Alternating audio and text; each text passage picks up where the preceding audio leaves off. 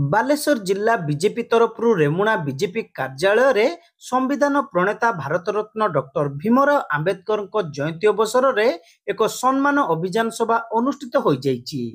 अनुसूचित जाति मोर्चा जिला सभापति संतोष कुमार सेठी सभापतित्व में आयोजित यह कार्यक्रम में मुख्य अतिथि भाव सरकारी उपमुख्य सचेतक तथा रेमुणा विधायक गोविंद चंद्र दास मुख्य अतिथि भाव जोगदे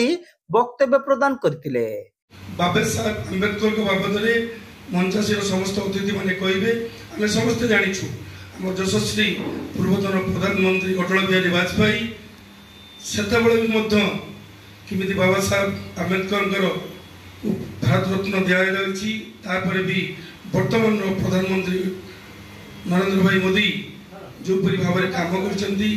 कहते आम जिला सभापति भाई कहते मुझे खाली आपण मैंने समस्त ज्ञानी गुणी व्यक्ति ये किसी लिटरेचर आम बाबद जेरेस कथा को जमी गाँ गली लोक मान पाखे पहुँचवा दरकार एवं कांग्रेस पीरियड केमी अपमानित करते कि संविधान प्रणयन कर आज द्वारा सब आईन कानून या सम्मानित अतिथि भाव सारसकणार पूर्वतन विधायक तथा राज्य संयोजक डॉक्टर बदन मुर्मू, जिला बीजेपी सभापति ईश्वर चंद्र बेहेरा, राज्य कार्यकारिणी सदस्य शोभना महंती, राज्य मुखपत्र इंजीनियर विभुपद दास, शुभंकर महापात्र, साधारण संपादक परशुराम परिड़ा, संपादक विजय कुमार साहू, पूर्वतन बीजेपी जिला सभापति लंबोदर नायक, जिला जनजाति मोर्चा सभापति विपिनी मारांडी, पूर्वतन कोषाध्यक्ष भगवान दास गुप्ता, जिला मीडिया संयोजक श्रीनिवास प्रधान प्रमुख जोगदे आंबेडकर संपर्क में वक्तव्य प्रदान करथिले।